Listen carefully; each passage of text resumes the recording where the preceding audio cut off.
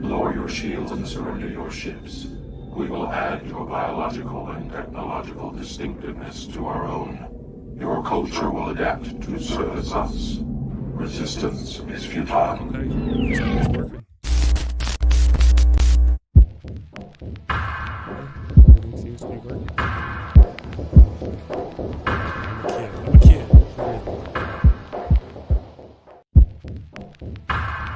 Okay, it's Saturday the 30th. So.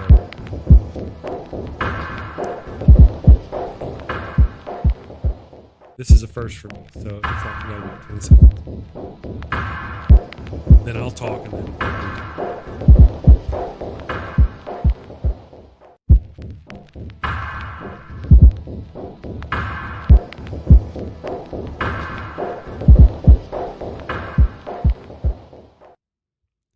Hello and welcome to the Daily Atheist Morning Show. It is Sci-Fi Saturday. We finally made it to Saturday. I hope you like the new intro. Did you like the intro? I like the intro. I love that thing. That was cool. Hope Paramount or CBS doesn't sue me. We'll see how that goes. This morning, I have got the wonderful Captain Leighann Lord joining me this morning. Good morning, Leighann. And we have got Mike from the Atheist Round Table channel. Good morning, Mike. How you doing? You're welcome. You know, poor Mike. We just kind of, me and Leighann have our own thing. We got our own thing. He's an innocent bystander. He likes Star Trek. You know, he's seen it once or twice. Yeah, but you know, he knew coming in. He was a last minute thing, so he knew coming in that it was going to be let me just make sure. New introduction. They like the sci-fi introduction. I hope everybody liked that. Have no audio for you guys, it says. Can you talk for me? Ha. Okay. You know what? I know what it is. I did this to myself. It's okay. That's okay. No worries. I got this fixed. My mic problems again. Well, we'll blame you. Yeah. Let me do the big scientific thing here and check my on button. Yeah. We went through that already this morning with Mike. I had them piped out the wrong sound. As I was building that, the intro you guys saw this morning, I was piping it out the big speakers so I could hear it. And with OBS, it's really weird. You got to tell it specifically where to do the thing at the place with the stuff. And I forgot to turn it back to my headphones. Anyway, so you guys, now we can all hear everybody. There we go. Yes, I see people in the chat. They can hear us now. Yes, they can. Real quick, I want to say to Pasta Mike, he was like, getting us going this morning with a $10 super chat before the show even started. Thank you this morning. I know, right? He's wonderful. Thank you, Pasta Mike. I appreciate that. And before we go too far, I want to say hi to everybody. We've got the Blazing Wizard Pope in the chat. Julie the Voice, Junk Shop Library is here. The Oh God of Hangovers has joined us. Yes, nice to have you.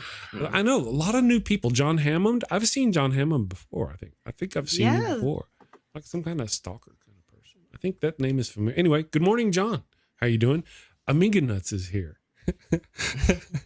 Yeah. So, Del Angel. Good morning, everybody. It's just wonderful to have you. Were you able to see? You surely weren't able to hear, but were you able to see the intro that I had going, Miss Leighann? I didn't see it. Okay. Yes. No, I think there's a bit of a delay. By the time I flipped over, it was already done. I'm sorry. No worries. Well, you know what I wanted to do for you, because it was, I wanted to do to where we're on different bridges. So I wanted to have it to where I wanted to have Leighann possibly on either a Vulcan ship where, or if I could get you on the Discovery. So what it would be, actually what that would mean though, is it'd mean the view screen of the Discovery with me sitting in the Discovery or in that view screen.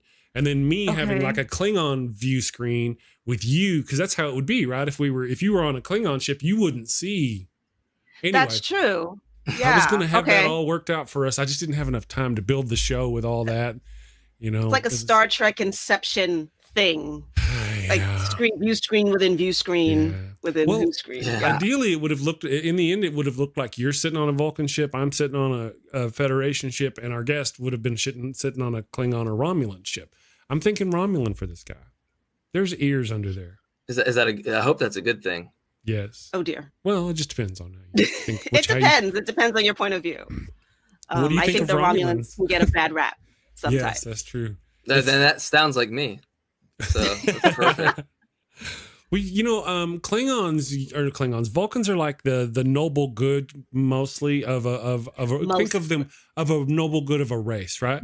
If there was like the normal human type of Vulcan, where they acted with rage and did all these other things and embraced their emotions, that would be a Romulan kind of thing. Yes. There's good Romulans and bad Romulans. It just varies depending on X, Y, and Z, but they're just more emotional. But they look like Vulcans with Yep, right, that sounds like me. Then this sounds spot on. There we go. Whereas actually, emotions, who needs to feel? That's right, Vulcan, right? Yeah. This whole thing about the Romulans, and really quick talking about the differences between the Romulans. Do you guys remember the movie The Balance of Terror, or the original series episode, The Balance of Terror? The first time the Enterprise encountered a Romulan ship. Do you remember that? Refresh me. I don't. I am more of on the Next Generation to be fairly honest. This will be good for you then. This will be good. Okay, so Kirk goes along and they run into a Romulan ship who's along the Federation border destroying our outposts. They got this new weapon. They just and it blows out the whole outpost. So Kirk goes after them and they come up against it, and it actually is what we know as a Romulan ship. They kind of look like little birds. They were smaller back then, and it fired its big badass weapon at Kirk, and Kirk's like, "Oh, reverse stern," and you see it running away from the thing, and it's getting closer and closer, and it finally dissipates, and they're like, "We barely survived." And they go through that, and then they have this like a PT boat kind of submarine war against each other. They can't see each other. They can talk. Sometimes they can see each other. Eventually they get a view screen. They get a view of they tap into the bridge of the other ship. And what do you know? For the first time in Federation history, they get to see a Romulan. And of course, there's Spock on the bridge. He's a Vulcan. Well, their Romulans in this old series look exactly like Vulcans. The actor was actually played by Mark Leonard, who went on to play Spock's father later on as a Vulcan. So this guy, the Romulans, we discover, we have a racist bigot on the bridge of the Enterprise who continues making ugly remarks towards Spock about how he's working with the Romulans and he's got to be a Romulan because now we know what they look like. And they have to address that on that show. Brings us to, yeah. That's where they all came around. You're like, where's this guy going? That's right. I've got a lot to learn. I'll put it that way. Right, and that was there's a lot in the original series. It's like philosophy. You're just looking up words. Like, all right, hold up, what? Hold on. Yeah, no. Well, we had a whole discussion last week about the philosophy of science fiction in general, and then Star Trek in particular. So that's interesting. Absolutely. Yeah, no, it really was. And Chris, I did get to at least watch the trailer for Star Trek Continues. Oh, did you? Okay. That the doctor recommended, and wow, it's like, this is good stuff. It looks awesome. Like, this looks real. This looks like what would have happened if they had another season. That's right. It was very true to form. Yes, it really was. It really was. So that, good job. But I mean, I haven't watched the episode yet, but just the trailer, I was like, wow. Yeah, it's amazing. These people need an Emmy or whatever it is we give TV people. Yeah, that's right. Always nice, especially when people generally kind of seem to like mess things up whenever it was good at one point. They try it again. Yeah. So that's what I've heard. Well, now sometimes the show's own producers can mess things up. So. That's true. Well, we don't want to go there just yet. The Blazing Wizard Pope says he's listening on his porch, so he won't be typing so much, but he threw us down with a coffee. 50 Danish krones. That's wonderful. Thank you. Nice. Very much. Thank you. That puts us at Starbucks over Dunkin' Donuts. That's awesome. That's right, actually. So Continues is great. See, somebody posted in the chat last week about the Continues. They posted a link, and I went and watched this trailer too, and I was blown away. I'm craving. I know this is going to sound bad. I'm craving to go watch the original series. I'm probably going to have to do that alone. Wife, she's listening. I'll probably have to do that alone. Anyway, go watch the original series and then watch that 4th season, because that really did. I was impressed. That was good. Yeah. So there were a lot of examples throughout Star Trek in which they either addressed or completely ignored things that are bothering our society now, which is racism and racial tensions and racial differences and stuff like that. And one of the things that I really enjoyed about Deep Space Nine was that Sisko was a black man, and he was the captain. I particularly enjoyed that as well. Yeah.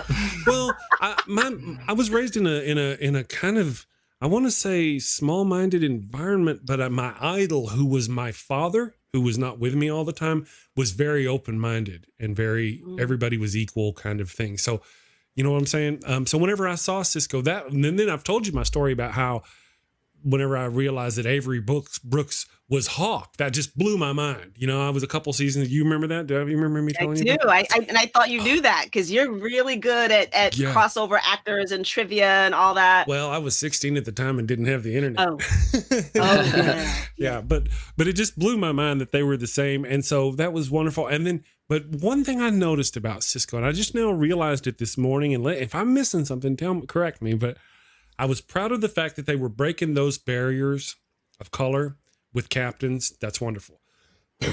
Pardon me. But Sisko had 3 romantic relationships throughout the series, and every one of them was with a woman of color. None of them, you know what I mean? They were always, I wondered, I think it would have been nice to have him be with a white woman or somebody who, you know, an Andorian even. You know what I mean? Something that wasn't, because he did have 3 relationships and all of them were, so we did break that barrier, but only kind of. And I didn't even think about that till this morning. I'm going to err on the other side of that and go, what upset me is that one of those 3 wasn't me. Me too. So I think that's the real core issue. Like, again, not me. And again. Yeah. Well, and also, what about... I'm sorry. I was gonna say, was it Plato's Step? I could get the name wrong, but the kiss where they had the Nicole said the on-screen kiss. Felt like that was kind of a huge step in the original series. Multiculturalism in that regard. You know, that's kind of breaks the mold right then and there in that regard. Yeah. Yeah, I mean, original series, you know, when you set it in context, that was during the civil rights movement. I mean, everything about it was revolutionary, to the point that by the time I was introduced to Star Trek, I thought that was normal. Like, of course you would have a black woman on the bridge. Of course you would have an Asian guy at the helm. Like, yeah, that's how it's done. That's everybody. That's right. Which, I mean, just tells you how influential images can be, particularly for kids. Sure. Absolutely. Yeah. And also points out how it's kind of how things are when you're a kid, it doesn't seem weird, but if it's kind of influenced where something is told to you in a certain way, then, you know, you have that all of a sudden have that difference in between people once they turn into adults, you know. There's a glaring obvious difference between that becoming the norm as opposed to it being almost indoctrinated in a certain way, you know, that this is how you should think. That was kind of how I was indoctrinated with her on the bridge and Chekhov. To me, it was nothing. But, you know, the people who were watching Star Trek in '66 when it first came out and they had a Russian on the bridge, that was probably just as disturbing for many people as having a black woman on the bridge. Mm-hmm. And I wouldn't have thought that. But again, you said it in time. I mean, aren't we still in the Cold War at that point? Like still heavily invested in, you know, James Bond movies where we're fighting Russians. And that's why Gene Roddenberry threw him in there. You know, we had an Asian person. We just got over World War II. Well, just got over, but you know what I mean? There was still... Yes, I do. So he had an Asian person up there. He had a Russian on there. He had a black woman on there. He had, you know, the typical American jerk guy on there. He had Spock on there. You know, he had Scotty on there. One of the things I get about that, I think this hilarious about these people is that, you know, hundreds of years from now, they still have their accents from where they can, you know, this guy still has a Scottish accent or, you know, that kind of always got me. But those were great points. That's a great point about that story, though. One of the things that, if I remember correctly, originally it wasn't supposed to be Kirk that kissed her. It was supposed to be Spock that kissed her. But William Shatner being very me, he insisted. And it now also it is the first. So wait. Are you saying he called give her a kiss? What's that? Are you saying he called dibs? Is that what we're saying? There were a lot of times, my understanding, where William Shatner, because he wanted to be the biggest star of the show, he would take other people's lines and do. Oh, wow. Oh yeah, he was very difficult to work with, and like his hair. I learned this recently. His hair, and William, if you're watching, I'm sorry. His hair, he kind of dealt with the things that many of us men deal with, and that's a lot of hair loss. And so he had a rug of a fashion that they glued onto his head before each show. And knowing that now, I can't watch them without looking. Whenever it gets up close to him, you can see this line. Oh, I'm like, oh my goodness. Yeah. And you know, there was a is like a that rolling a tribble? I think I could be wrong. I think Futurama kind of does something to make fun of that in an episode. They may have. I'm sure they have. I'm sure because that's 10 seasons of goodness, right? Oh there. yeah. Good news, everyone. Yeah, I could have a whole episode on that, so don't even get me started. Yeah, no, that is a whole episode. It's several actually, because that's a lot. You know, when it first got to Netflix, or when I got to Netflix, Futurama was there, and I binged all 10 seasons. Like I would sit down every day and watch a half an hour, you know, for lunch, and it was just, it's a commitment, and it's a lot, and I really until they took it away from us, and then that was they did, but you know, still kill all humans, yay! No, drunken robots. Who doesn't love that? I love the Star Trek episode. Is awesome. The one where it's basically, and it's very relevant to this show and us being atheists, because it's them all on board with your like original members, and they have like God. I don't know if you've seen the episode, but they have this thing that basically it's this godlike creature that's obsessed with Star Trek, and so it's like going to this planet and it's playing with them and things like that, and it's one of the greatest things I've ever seen in terms of just like creative genius in a cartoon, you know. I forgot about that. You're right. It's funny. It's a funny episode. If I may, real quick, John Hammond wants to point out, this is great, you know, I mean, this is just okay. White guy in charge. This is the original series. White guy in charge, alien doing science, Asian driving, black woman on the phone, Russian in charge of weapons. Wow. That's way to just rip my heart out, John. Yeah, I wouldn't even thought about the Russian thing that you brought up, Chris, and all those kind of factors. Yeah. I didn't really think about that, to be honest. So a lot of it is, I hate to say it, but a lot of it is all right. We're praising Star Trek for its forward thinking, but a lot of it was very stereotypical. In the way they approach things. The mechanic being Scotty, being Irish, I think there was this thing about them being, for ships. I would assume there's a relationship. That's certainly how we think about it now. Get you a good Scotsman in the engineering room and you'll be all right. I will say I've owned cars for a very long time, and not one of my mechanics has ever been Irish or Scottish. Not one. Not one. Not one. So I don't know about that one. Okay, maybe it's because I live in New York. I don't know. Good point. Well, I thought there were a lot of Irish in New York at one time anyway. Yeah. So at one time. And there's a lot of everything here. Okay, see, yeah. So there's good point. But that's actually a very funny observation. But now, would people have thought that in its time? Would they have thought that that's stereotypical in the 60s? Right. I don't know. I wasn't here yet. That's true. Also, we talked about how forward they were in the 60s. Were they forward? Were they not in the forward? But, have you happened to see that scene in The Cage again, where the original, if you go back and watch the original Cage, it's right at the very beginning. The Captain Pike goes up to a yeoman hands him something. He's like, oh, it's strange having a woman on the bridge. And then he turns to number one, who they've never named. He turns to number one and he says, present company excluded, because, you're manly, I guess, or whatever. But they were forward, but they weren't all the way there. They were still you are sometimes, for good or ill, as progressive as you think you are or want to be, constrained by your time. Yeah. Yeah. And that little exchange speaks to what it took for women in those days, and maybe not just those days, to succeed in what's considered a man's world. Right. Absolutely. Because, in the military, the notion of having a woman on the bridge at the time, right, in their war, or even on a ship at all, I think in the Navy, for sure, have a woman on a ship at all would be, but again, if you go back and watch The Cage, and in the cut scene, not the cut scenes, but like whenever they're walking about the ship and you see the other crew members on the ship, they do have people in normal street clothes of what they think of as normal street clothes. You're all sci-fi weird, but there's women and stuff like that walking about the ship. It was just once it got to the bridge, wasn't really supposed to, it was a no girls kind of zone. So they was ways to go. Yeah. Wow. Little He-Man Woman Haters Club. Yes. Yeah. Well, you know, Was again. that the Little Rascals? I think so. I think it is. Yeah. Yeah. No, but, I'm still giggling inside about, you know, Yeah. and the Russians handling weapons. Yes.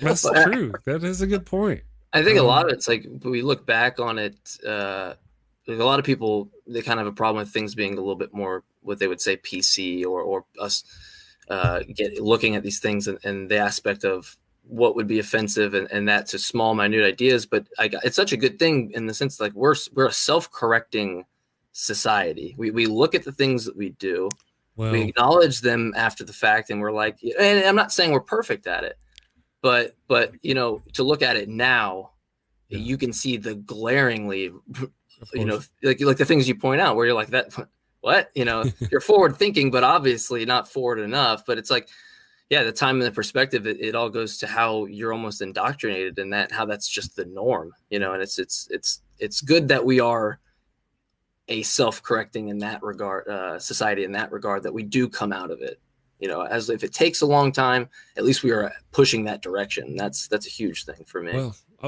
you know, it feels like we are at times. Mm-hmm. You know, at times. At times, yes. I thought we were moving forward, and we had our first black president. You know, and then the rage and hate that came up from that. That's a good point. Just showed me that. Wait a second. I'm like, what the hell? Point. They're burning his effigies in parking lots, and I'm like, where are these people? I didn't. You know, racism. Where's racism? And then all of a sudden, it's freaking everywhere because a black man did good. And yeah, so I thought we were like that, going in the right direction. It just sometimes seems like we occasionally have a schism. There's a divide for sure. Those who wish to take us back, and sometimes back in good. I will tell you, it seemed like a pause. It really wasn't. Yeah. No. Those people were always there. Oh, true. Well, but it's just whether they feel empowered or emboldened to speak publicly, you know, or to conduct themselves in a way. And it is disappointing based on what you think this country is founded on. Yeah. Well, could I ask you, like, what about, so Star Trek, we're talking 50, 60 years, or, you know, about 50. Yeah, God, man, that's crazy to think about, right? Yeah, it hurts my feelings. I know. I was personally attacked here. I'm like, dude. I know, right? I'm 29, so I can't even, you know, I feel old with my last year in my 20s here. So I'm not trying to offend, but I want to make a point that it's like, what do you think about in 60 years from now when we look at, you know, any show or anything that might be, you know, it's like, it's like how well, yeah, I mean, like, is it going to be that glaring? Are we doing things now in that sense, like you're pointing out, where it's like we're going to look at that divide and people are going to go, wow, I can't even believe that there was this divide where people were pissed off that, you know, a black man became president or could succeed in some fashion. I'm wondering, like, how does that shrink? You know, where do you think? What do you think? I don't know. 50 years. I think, you know, I hate to say this, as ignorant as I tend to be about these things, but I don't think this problem is going to go away in 50 or 60 years. There's no. I would agree. I would absolutely agree. Yeah, I definitely want to hear you guys' opinions on that, because it's something that's like we can look at it in the present state and look back at that time, but it's like when you look forward, it's like, man, will this problem ever even really exponentially be that much, you know, better? Yeah. Well, I'm hoping it's better. I don't ever feel it's exponentially. It's always incrementally. Sure. You know, just because, you know, every, you know, I don't know, 20 years, we get a new crop of humans who now have to wrestle with these issues from the start. That's right. I mean, if you think from today and you go back 50 years, you would think, well, we would be so much further along. And then you see what's going on right now. And it's like, well, wait, what? How are we still here in this amount of time, which, you know, in human years is nothing. Right. You know, but yeah, the hope is that we would have been further along, and cities are burning. Like, yeah. That's right. Cities are burning. That's what kills me. This stuff is still happening in this day and age. You know, the other day, last week, we had some woman being ugly to her dog, and some guy's like, hey, stop being ugly to your dog. I'm crunching this all down. And she goes after him in a racist way. why are we still, why? And then that develops to this, and this other, I'm just so ashamed. I'm ashamed and sad and thinking, why the hell are we still, and you know what? When you learn about all the complaints against these cops that there have been, and you're like, oh my goodness, this guy's killed other people and blah, blah, blah, blah. How could this have happened? But wait, this guy's killed all these people. All three of them have records of being problematic cops, and yet they're still there. And we're like, uh-oh, there's the solution. Let's just throw them all in jail. But you know what's happening right now, this day, right now, in my police force, in my local police force, there's a policeman who has a record of violence. I don't know who he is, but he's there. And we're not going to get him out until he hurts somebody. Now, we should actually go, now, wait a second, wait, let's all examine our police departments. Who's got record? You know what? This guy looks like a bad apple and a potential going to lead down that road. We need to do something with it, because he's got a record of, rather than continuing to ignore it. Does that make sense to anybody? Of we course, should go through our police departments and comb through them and get rid of all these jackasses who've got assaults, who've hurt people over and over again. Yeah, I actually like that idea. Yeah. And the Central Park Ramble thing, that was right here in New York. That was, I want to say shocking, but not really. Yeah. And I've had people tell me that refresh us on the Central Park Ramble. Sure. There were the two actors in this case, Amy Cooper and Christian Cooper, not related. He's bird watching in the park. She's in the part of the park where there are signs everywhere that say, please leash your dog. Keep your dog on a leash, because the running parks are apparently closed right now. But she, in the part of the park where you're not supposed to have your dog on leash, her dog is off the leash. He comes by and asks her, can you please put your dog on a leash? She says no, and I mean, there's more language there, but that's where the confrontation sort of takes off, and he's smart enough to take out his camera, and she, the way she's handling the dog, I had a Cocker Spaniel, it is clear. I mean, math, distance, she can't stand straight up and hold the dog by the collar. The dog is struggling going, you're joking. What are we doing? I saw that.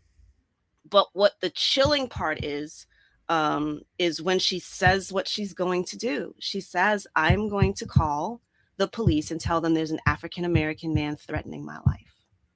And she tells them. She says, that's what I'm going to do. So she, in that, she seems like any woman you'd see on the street. You could have went to school with this woman. You could have, worked with her, just. Other than the fact that she's choking out her dog. Right. And, so she says that completely aware of what that phone call means. And then when she then makes the call, then says it, and then gets this dramatic Academy Award winning performance at the end where, she's tearing and she sounds in distress. And it's like, I'm watching that and I'm horrified. And I'm like, I don't mean to go there, but that's how Emmett Till got killed. Yeah, that's taking a disadvantage and then applying your privilege to your advantage. Well, it is like one of the worst things you could potentially do. Right, but what she's talking about is it's like she's essentially pointing a gun at this guy. Yes. Oh yeah. She's pointing a gun at him. She made the kill call. That's what she did. That's right. And now she knew he was recording her, right? I mean, she had to have known. Which is insane. Yeah, the camera's on you. You just confessed to what you just did. Yeah, that's indicative of her own her competence at that point. I have to real quick do a shout out thank you to Julie LaVoice for $2 to the super chat. Now, Julie, I want to point this out. She says we need psych evaluations for cops. I agree. I would like to add that to what I've already said. So now you comb through your police department. You go, this is a bad apple. This is a bad apple. He's got 2 charges again. He's got 5 against him. He's got 8 again. You know what I mean? Let's get those bastards out. Now they're out. Let's psych evaluation the remainder. And I thought there was some sort of psych evaluation, but I don't know. Maybe they're doing it on pass fail. Who's doing it? Is it like the Gestapo out there doing this pass fail? Who's working the books? I don't know. I think those are 2 great ideas. I would also, especially in the light of what we have been seeing for a while, but particularly now, I would like to see our police forces be demilitarized. Yes. Because I've been to Afghanistan, I've been to Pakistan, I've been to Iraq, and it's like, are we at war? Right. How are our police forces at war with its citizenry. Yes. Like it looks really bad. It does. And you look at Do like they need all that? I don't think they need all that. That's right. Look at the police cruisers we use. They're all black. They're blacked out. Their lights are hidden, you know, so they can sneak up on you. Look at the European, my understanding, European people, please correct me if I'm wrong. They're white and yellow and bright with lights on top. Our police are dressed like they're dressed like Assault Team 6. Right. All out in black. Every single cop here is dressed like Assault Team 6. Where's the blue shirts, the welcoming to serve and to protect? That shit is gone. It's to listen. You need to get out of my way. Verbatim took like the words out of my mouth with that. I tell people that all the time, exactly what you said with the colors of the cars and how they're hidden, as opposed to you go to Europe, like, you know, really, well, France or wherever you, it's like, it's checkered. It almost looks tacky, you know? Right. It's like sticks out. Yes. But now you know who to go to for help if you're expecting the police to help you. That's right. That's not my expectation, but And how many police accidentally get killed on the side of the road by people who don't see them because they're all dressed out in black or they're all I mean, just that notion there alone is the safety factor. You know, because there's a lot of them. Anyway, real quick, Pasta Mike said, Chris, we'd love to have you on Tart with Austin Mike. That's going to happen. We're going to do that.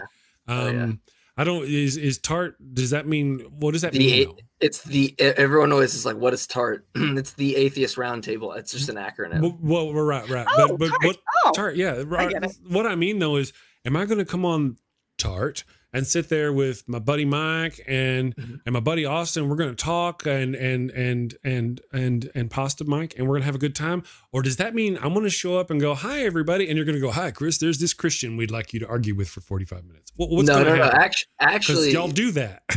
Right? No, actually, what it would be is that we treat pretty much everyone the same. I would ask you some epistemic questions. Okay.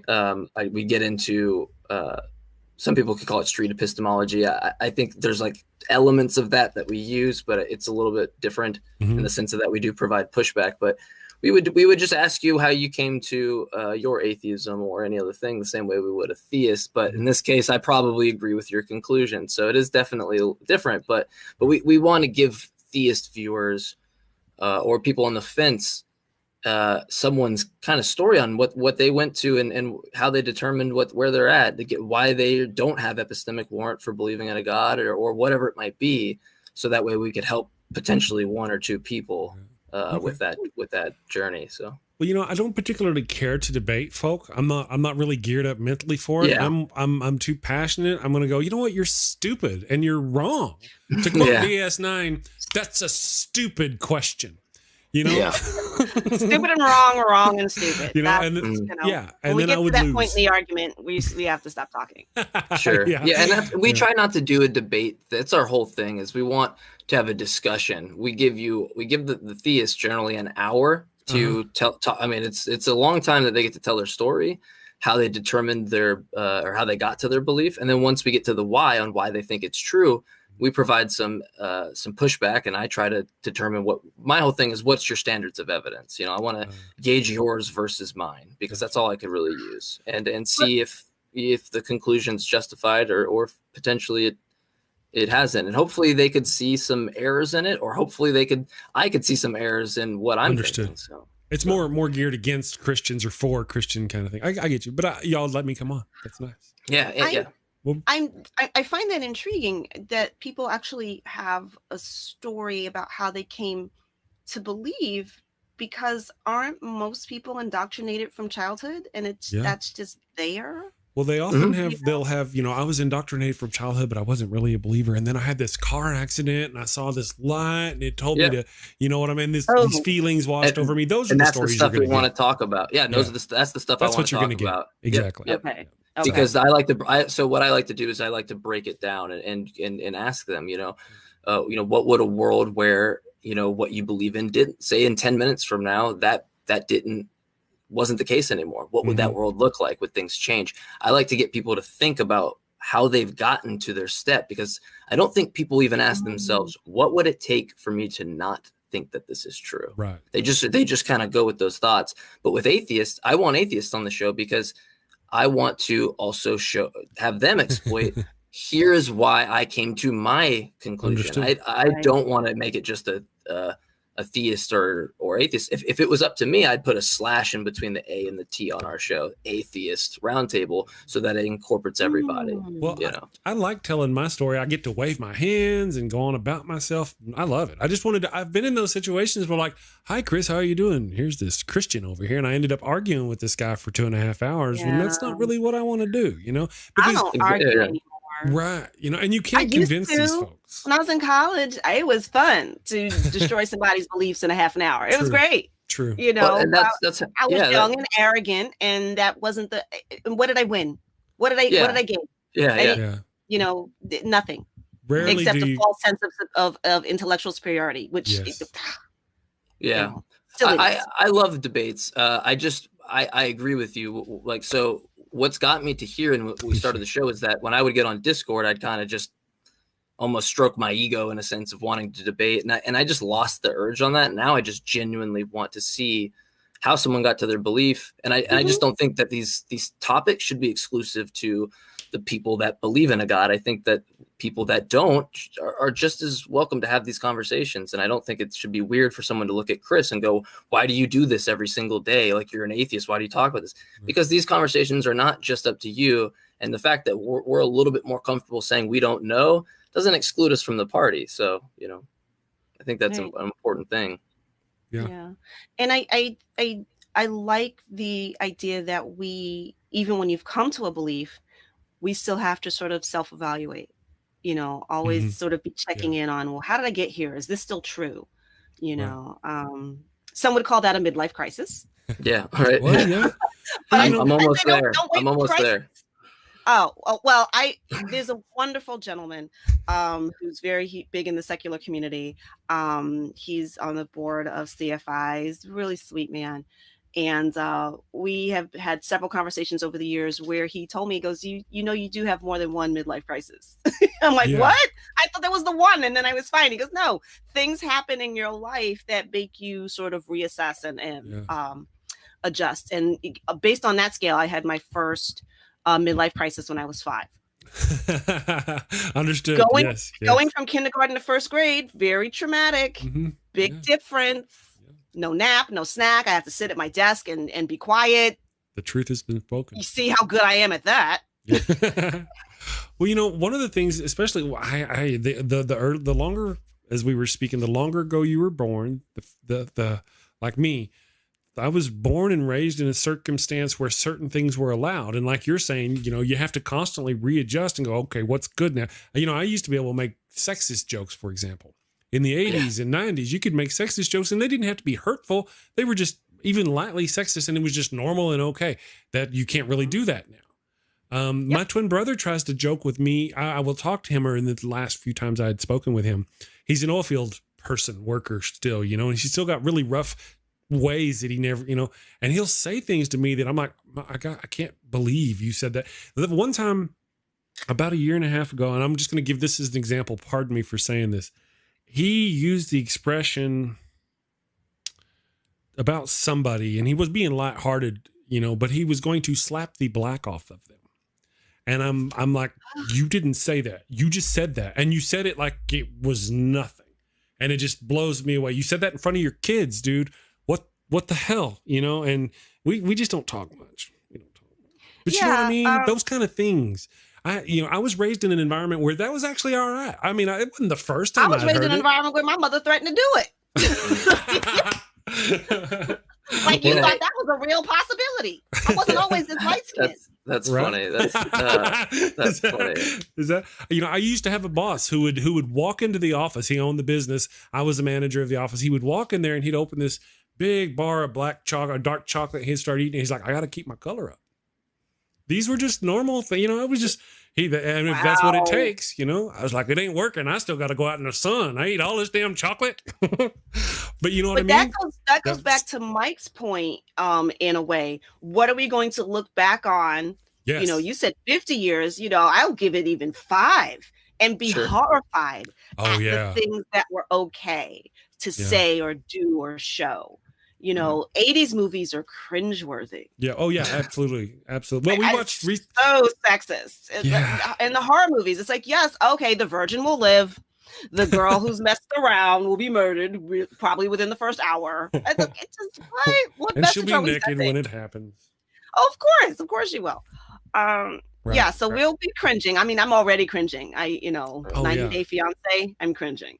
Well, it also goes back to like how you're raised in a lot of the senses. Because like for me, I grew up where, like my dad's from England, my mom's family's from Italy. So in a sense, I'm like a first generation American. And so I grew up and they're Catholic, and they never put any kind of pressure on me ever in my life to go to a church or anything. Like I had so much freedom. Really? Yeah. And I think like, so it's so easy for me to look at these concepts and just be like, when someone says stuff like what you're saying, Chris, when you hear these things, it's like, it's so easy for me to be like, the fuck are you talking, dude? Really? What are you talking about? Yeah. And it's like, but for some people, it's like, that's like normal to them because of, I guess, how they're raised. That's the only way I can perceive it. Well, okay, here's a strange one. You're going to think this is strange. I had, in my youth, until I was probably 18 or 19, I had very few interactions with Black people at all. There was this one group of Black people. They were pig farmers out in West Texas, and we would go by there, and their kids were awesome to play with. I only played with them a couple of times because we didn't go that way very often. But when we did, they were always awesome. That's the only thing I really knew them. Now, I did have my mom's boyfriend. He never married her, so there was no. But one of my mom's boyfriends, who was part of our raising, was very racist against Mexicans. And now there were Mexicans everywhere. This is West Texas. We were the minority. Back then. So there were Mexicans everywhere. And he was very racist against Mexicans and tried to raise some of that influence on me. But again, Black people, I didn't engage with. I saw them on TV occasionally. I had the interactions with that family, but other than that, there was no racism in my heart because I never experienced it with those people. I didn't until I became an adult and worked in apartment complexes. I met Black people. I'm like, hey, come on over here. You're all right. But the colorings of these Mexican people was taken out of me because I was in my late teens with the racism against these lazy Mexicans, if you will, right? That's how I was taught they were. And then when I had to go out and get a job and work in the oil field, and found out they weren't the lazy ones. I was the lazy ones. They worked my little white ass off, and I could not keep up. I learned my lesson. Well, they were wonderful to me. I made friends, and so exposure is one thing, and again, there's what 12% of us, we don't all circulate around the country. There's not an exchange program where we could be everywhere all the time. But there's a wonderful book, and I actually did a here's your reading list if you're confused post on Facebook, which was listing some books that will help understanding a little bit what's going on or what should be going on. And the first book I recommended, I'm blanking on the author's name, but it's called White Fragility. I saw that. And why white people have a hard time talking about race. And she actually makes a distinction between prejudice and racism. We all carry some sort of prejudice against folk. Racism is much more structural, much more, what's already built into the system to work for or work against. Right. And if you're in the group of people that don't have the power to institute that, you can't be racist. You can be prejudiced, but you can't be racist. There's also, even if you didn't have physical contact or exposure, how is a particular group portrayed in media, in magazines, on TV, in movies, and those representations, get into your brain, and depending again on how you're socialized, can lead you to either totally believe that this is how Black people are. We all break dance. If you grew up on 80s movies. No, we don't actually. That's right. That's painful. So again, media has a big way of influencing how you see a particular group of people. And that becomes how you view them, especially if you don't have any contact or you're not even taught to question. Or all white people kill Black people. Yes, that's all not, of you, which, all of us, right? That's not, is that on your resume, Chris? No, I thought about putting it on there. That with the oppression of this people and this people, but I decided against. But you know what I mean? It's good move. Those people, there's so many people in our society. Me and the wife have discussed it because us atheist channels and groups, we also tend to champion other causes as well. One of the big ones is the LGBT group. So if you go into a lot of atheist channels, you have LGBT. We're all very LGBT positive. One of the things that's really, again, one of those things that was never really in my mind. You know, it's not really a, but one of the things I've always wanted to, and maybe it's my Captain Cisco relationship, I've always wanted to reach out and engage with other Black atheists and, you know, get more of that going on, because I don't see there's enough of that. I need to, you know, do those kind of things. Yeah. And again, that comes down to, you know, the overwhelming thought is that most, you know, African Americans, you know, no matter where you are, we're all religious. Yeah. You know, no, we're not. Clearly not. Shout out to the Black Non-Believers channel. Yes. I was just gonna say, I did one of my first interviews for Point of Inquiry. I'm the co-host on that. Was Mandisa Thomas, who's the president and co-founder of Black Non-Believers. She is amazing. She has built that organization, you know, to have several chapters across the country, and you know, it's good work. And I still remember, you know, here in New York, when I finally got to, you know, I went through my process and I'm like, okay, so I'm at least a free thinker. I'm at least a humanist, you know, atheist, if you want to have the argument. And I, you know, even in New York City, I'm like, oh, it must just be me, you know, but then having the opportunity to meet, you know, other Black people, people of color, it was almost like, hi. It was just so exciting to make that connection. Much easier now with the internet. You know, to make and exchange those ideas and beliefs and not be so solitary. Yeah, that's how me and Austin we were introduced by Pasta Mike. I met all of them through, you know, online and stuff. So it's weird because it's like I live in the South, so it's like, is there anybody else like me that thinks, you know, that like thinks like this? And then I meet you know, my buddy Jeff and Pasta. And I find out they live within, you know, like 45 minutes.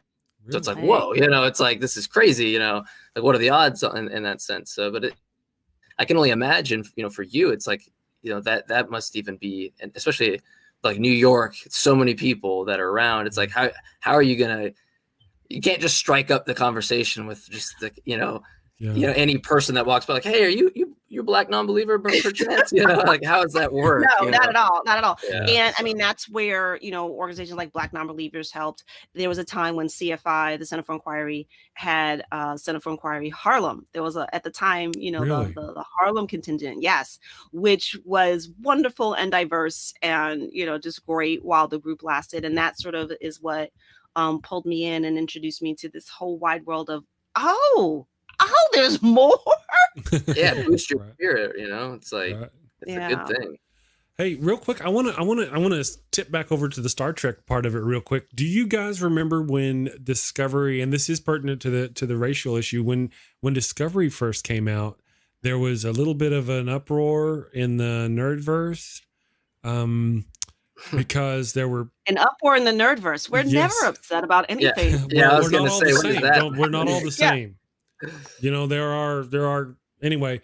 So there were people who had not only were there people who had a problem with a Black female lead for Star Trek. There was that. I had heard about that tiny little bit of rumblings. Let's just set that over there. It's just over there. We knew that. You knew that was coming. Tiny. But there was this. The way the show treated the Klingons were the bad guy who wanted racial purity and all this other stuff. And some people out there were saying that this was a commentary on the Republicans, that the conservatives in America were because they wanted racial purity, they were associating the white. Does anybody else remember that? No, because of but remember you in your text message. Very simplistic. Because I don't necessarily associate racial purity with the Republican Party. No, but there are people who believe in racial purity who might be Republicans, but I don't think that's a purely Republican. I think, again, that's oversimplifying it, but I do think their xenophobia was on 10. Like, just like, wow, guys, really? Yeah. Yes, it was really intense. It was like how they in DS9 and a little bit in Next Generation, where the Ferengis were the embodiment of capitalism. Mm-hmm. You know, just pure, unadulterated, grimy money grubbing, and it's like, But yeah, so yeah, I wouldn't necessarily say Republican, but xenophobic, right. purist. Oh, well, one of the things about and I'm glad you brought up the Ferengi. One of the things about the Ferengi that they were xenophobic, or they weren't xenophobic. They were greedy, and they were this and they were that. And they were what we would kind of see as a parody of the worst of capitalism, but it wasn't.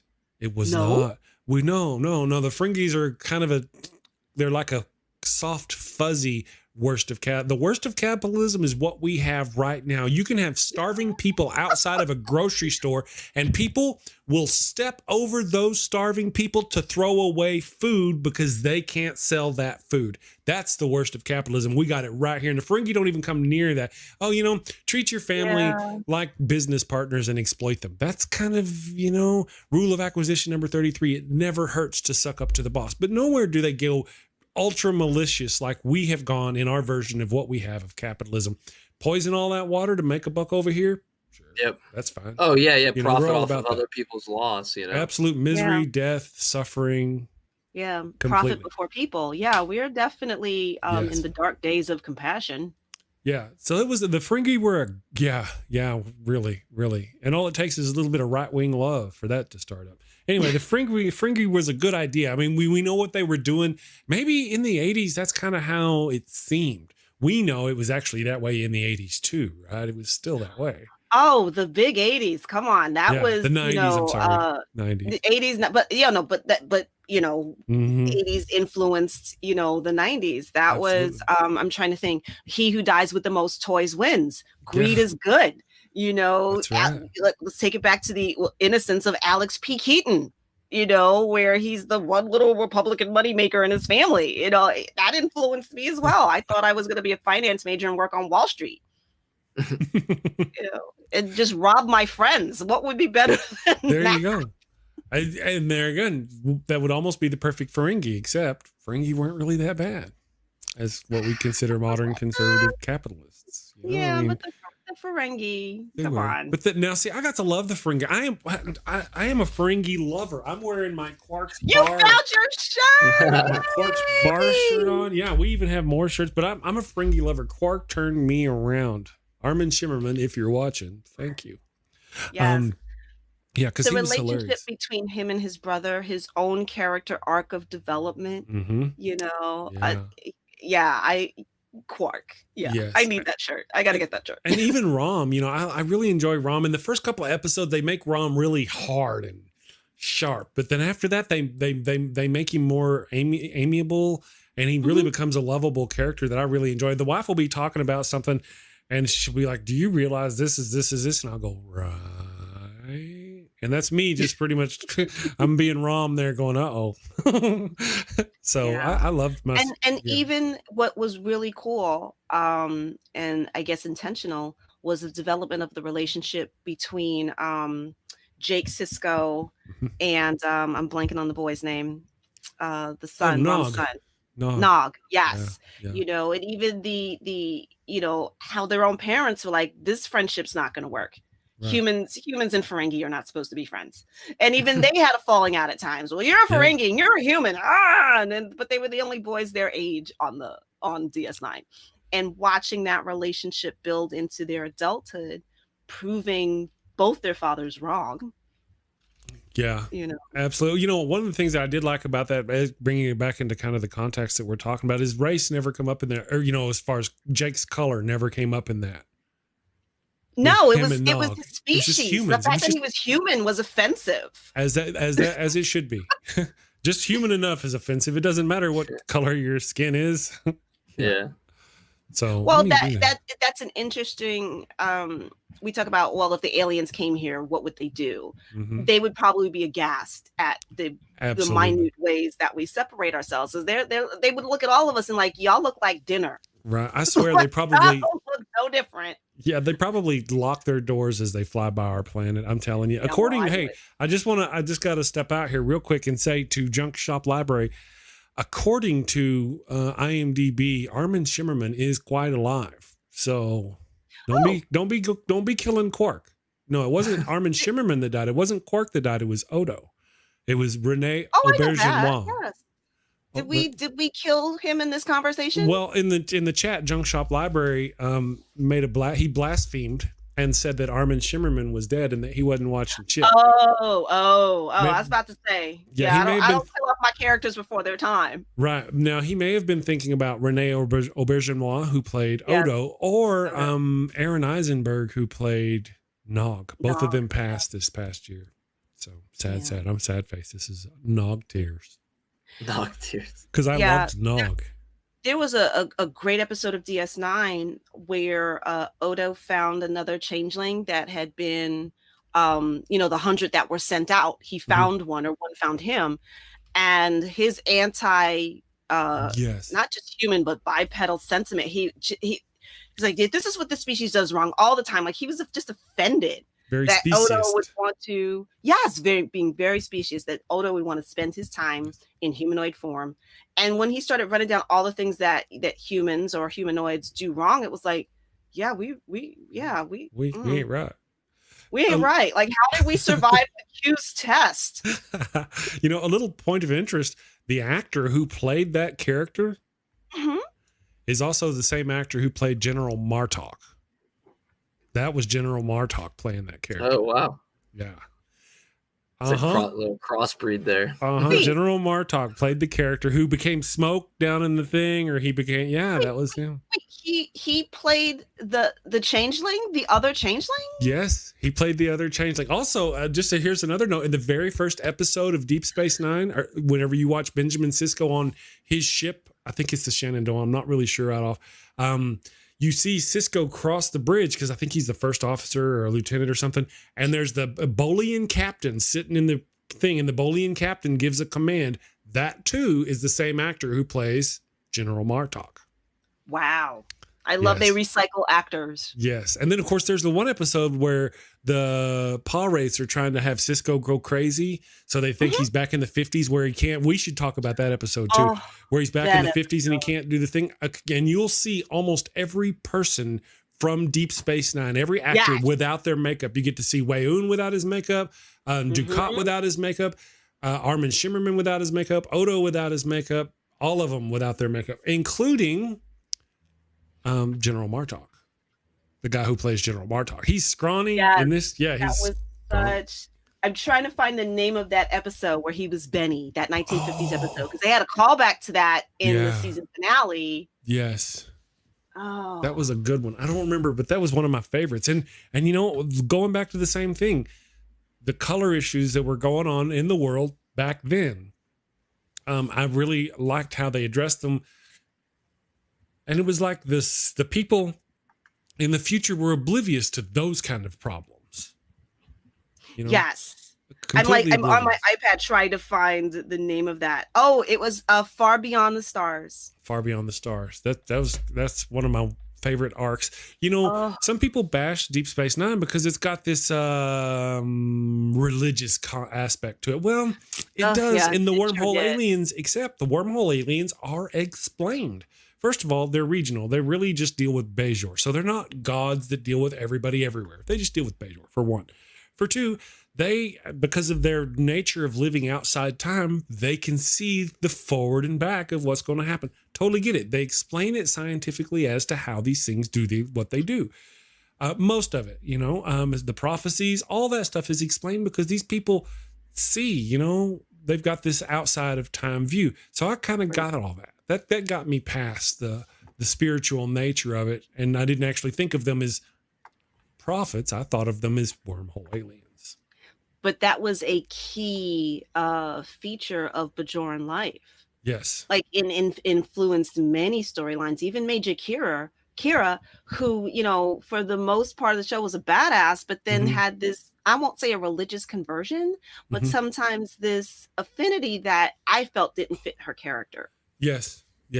Real quick, as we're on this topic, this is wonderful because Blazing Wizard Pope points out that Renee Aubergenois was in an episode of Stargate season 4, episode 2, called The Other Side. And if you haven't seen it, so Stargate, there's 4 members on the SG-1, 3 white people and a black guy. So they go to this Stargate and go through the Stargate to this planet where these people are under attack by these, they call them, I don't remember what they call them. They talk about them like they're barbarians or something, and they're under attack and they're running out of resources and they need to get out of there. Can we come through the Stargate? Can you give us power? Whatever. Turns out the people that they meet are racists, and they tried to kill all the colored people by releasing a poison on the planet. And now the colored people survived, and they're attacking them, trying to get rid of them because they're still doing their poison thing. And they're begging, these bad guys are begging Stargate for help. And Rene Auberjonois happens to be the white guy that leads that thing. And whenever Teal'c comes through, they're like, oh, what's this guy doing here? And they're like, don't, because they, Stargate SG-1 is used to people reacting the way they react to Teal'c, not because of his color, but because he's got a Goa'uld inside of him and he's got the gold emblem. So whenever he comes through the gate and these people like look at him weird, Jack O'Neill goes, don't worry about him. He's with us. He's cool. And they think, well, you guys are racist as well, and he's with you. And they go on, right? So that's there's a whole racist. So at the end, SG-1 has the power to save these people, but they choose not to, and they leave. And the last thing we see of Rene Auberjonois' character, Odo from Stargate, he's about to, don't leave me. And he goes to come through the Stargate, right? Jack and them appear on the other side of the Stargate. And they go, is anybody else coming? And Jack says, nope, close it. They close the thing, and you hear this bam. And that's the last racist from that group of people. So wow. I don't remember that episode, but I haven't watched Stargate in a while. Many moons. I know my big complaint with Stargate. Again, it's hard when you come from a Star Trek background. I'm like, where is your prime directive? Yeah. How are you just charging through the gate? You like what? And messing up cultures and societies, and then you just pop back home. This is so irresponsible. Right. Well, I kind of actually I agree with there. I understand Star Trek. It's a different thing in Star Trek. It's different. Yeah. It's different because if I were captured and taken away from this world back, or my family were taken away from this world in the 1700s, and you could bring me to the future, I would want you to. I wouldn't want you to leave me on ignorant as a farmer on some planet just because you didn't want to break your prime directive. No, bring medicine to me. Bring science to me. Don't, you know what I mean? That's how I personally feel about it. But these cultures were actually people from here who were stolen and taken somewhere else against their will. Okay. Unlike Star Trek, where that's an untarnished civilization. Who they're not human for one. Right. You know, and that actually came up on a conversation. Doctor Who. Yeah. We were talking about that last week. The Blink episode where you get snatched back in time, and that's where you are. You can't come back. That's right. Did we just experience that on? I think it was Discovery. There was time travel on Discovery. Refresh. Yeah, I think there was. Yeah, there's time travel on Discovery where they. Anyway, real quick, what I'm going to do is I'm going to run a commercial. Okay. Does that sound so we can go grab? Be about about 2 minutes. And that'll be enough for us to grab a cup of coffee. How's that sound? Does that sound like everybody got 2 minutes? I'm going to run a quick commercial, and then we'll come back and we'll continue talking. If either one of you need to leave, let me know, and we'll bounce you out. But otherwise, we'll continue to trek after we get to fill up our coffee cups. Okay? Little commercial. Okay. Off we go. You might get to see it. I don't know if you'll be able to hear it or not, but here we go. I hope this is going to work. Do you love Jesus? Do you love America? Do you love yelling at strangers? If you answered yes, then there is a new version of the good book for you. The All Caps Bible. The All Caps Bible has everything from the sacred text you would expect. God creates the world in 6 days. Noah saves bunnies from the great flood. Jesus preaches God's message in the Sermon on the Mount. However, the All Caps Bible levels up the message by putting everything in all caps. That's right, you don't have to go to church to hear God's message yelled at you. This Bible will yell at you while you're reading it. Blessed are the poor in spirit, for theirs is the kingdom of heaven. Blessed are those who mourn, for they will be comforted. Blessed are the meek, for they will inherit the earth.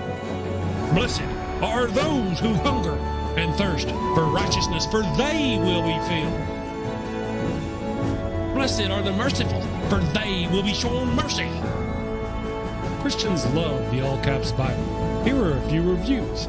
Mason in Dallas, Texas says, I don't feel guilty anymore yelling at the Starbucks barista. Karen in Oklahoma says, Jesus' message of forgiveness is better when you yell it. And Tommy in South Bend says, Who knew the little drummer boy was such a jerk? Buy the All Caps Bible right now and get a loudspeaker so you too can spread the good news. You get everything for a low, low cost of $89.99.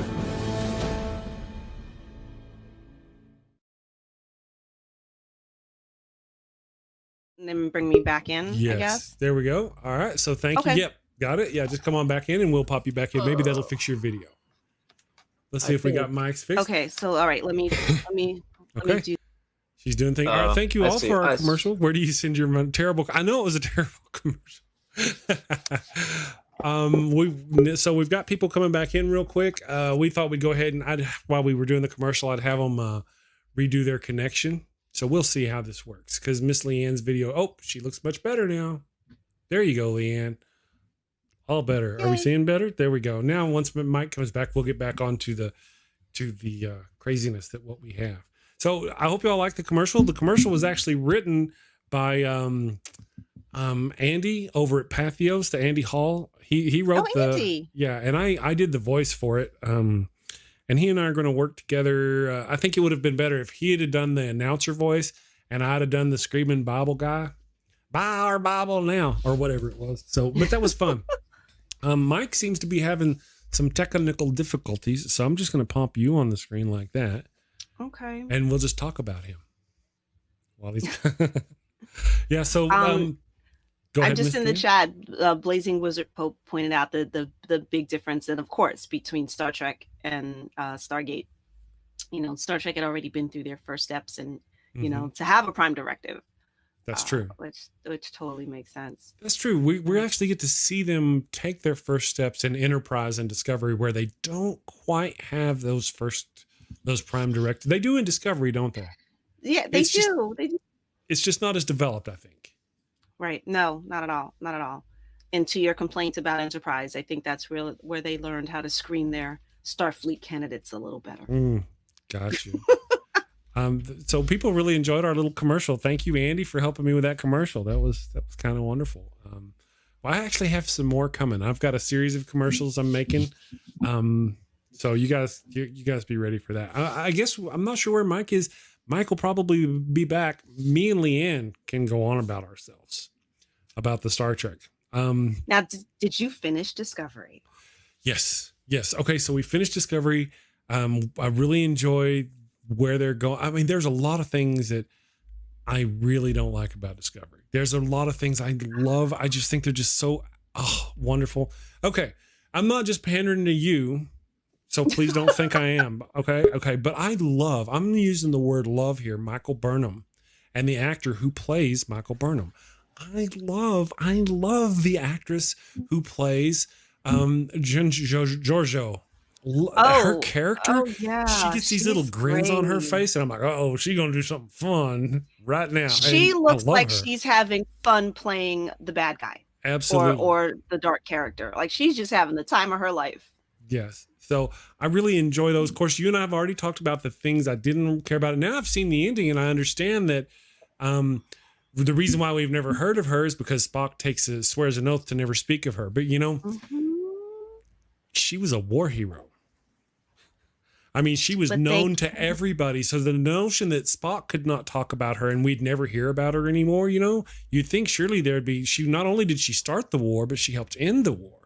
And I also don't believe she started the war. I think that was the shorthand. It wasn't her fault. That was an accident. Number one. I agreed 100%. Number two, he wanted not just for her, not to speak of her, but to have her deleted from Star Trek records that nobody spoke of her. That wasn't just him. Okay. Well, that sounds good in theory, I guess. But that's a nice way to wrap it up too. And then of course the ship went to the future. So now they can have more shows in the future, or however they're going to play that. I dig it. I kind of dig it. I love that they gave us Captain Pike. I really enjoy the actor who plays Captain Pike. He does a great job. Number one, Spock. I think they're all doing a great job. I'm looking forward to this new thing, because what we're going to see is the adventures of the Starship Enterprise between the time of before Kirk. That's what we're going to see. Before Kirk, it's going to be after the cage and before Kirk, and we're going to get to watch what happens on the Star Trek. And we may even, during the running of that show, get introduced to the new Bones and the new Kirk who take over the show. We'll probably see that because there was 11 years difference between the menagerie and whenever Kirk and Spock took over. So I'm sorry, there was 11 years difference between the cage. I think it's 11 years. Cage and when Spock took over the Enterprise and took Captain Pike back to Talos 4 to give him to those people because of the cage. 11 years. Right. So if it's been several years since the adventures of the cage, now we're going on to see Captain Pike be the captain of the ship. There's going to be Pike for a little while and then probably Kirk. So in 4 or 5, I would love to see 4 or 5 seasons and possibly go on to Pike or Kirk, you know? Yeah. And then continue the show. With the new Bones, we'd get our Bones doctor. We should see these things as we go forward. Number 1 should leave. She should either be promoted to another captain somewhere else or she'll probably die on the show. But somewhere between where we are now and Kirk, number 1 is replaced by Spock. Oh, right. Who's never called number 1.